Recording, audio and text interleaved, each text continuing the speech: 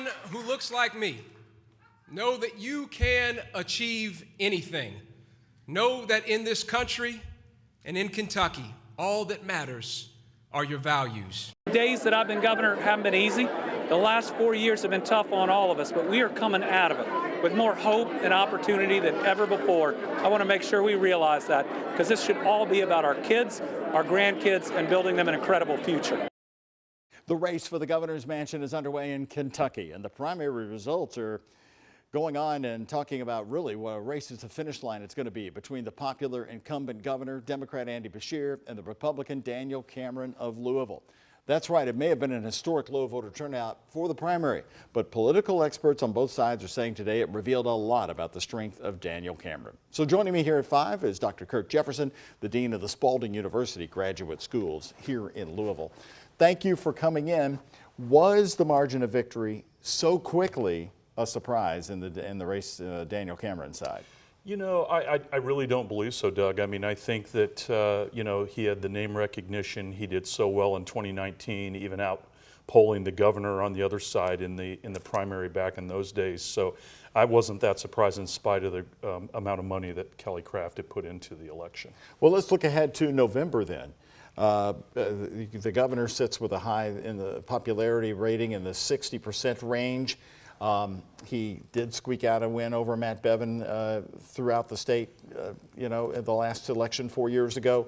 So where do you see a path to victory for a Democratic governor in a solid red state? Yeah, I think, you know, no question what you said is true. I think, you know, his approval ratings went up between January and April. I think also he's proven he's won the first term.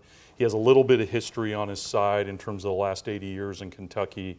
And I think, as Politico said this week, he's kind of seen not as hugely partisan, but as more of a technocrat. And I think that as long as the Biden numbers, Biden's polling numbers, and the actual issues of crime and immigration things don't bedevil him, I think that could be a way to victory.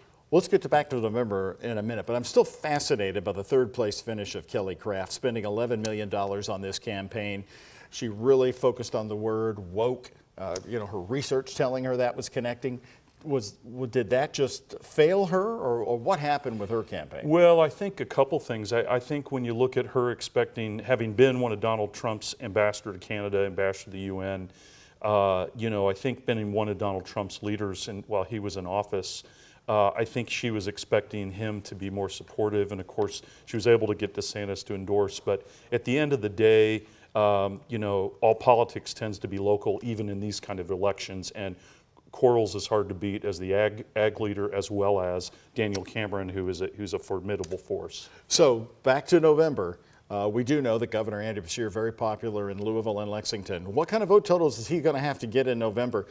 Because people are telling us that past gubernatorial elections, Kentucky hasn't really turned out in big numbers for gubernatorial elections. Yeah, I think he's going to have to do really well, not only in the strongholds of places like Louisville and Lexington, but he's going to have to really get, as he did, I think, with the Bevin you know, election, really get rural support and teachers in rural areas. But it's going to be tough trying to go against the guy that could become the first Republican African-American governor in the history of the United States, the modern era. In U.S. history. Yeah. So you really study this stuff. Do you want to hedge your bets here on May 17th and guess who will be the next governor who's going to win the election? Oh goodness, Doug, this is literally, in my opinion, at this point, a toss-up. I'm going to quote the champ Muhammad Ali. It's a thrill in Manila. I mean, the whole eyes of the United States will be on Kentucky for this race. And right now, given where Biden is, I would say Cameron would be a slight favorite. But you just never know. Andy Beshear, the governor, has great numbers, and he may just roll into victory too. We'll bring you back for more analysis. Thank you, Dr. Kurt Jefferson. I appreciate it. Love bringing in Muhammad Ali here. Thank you, Doug.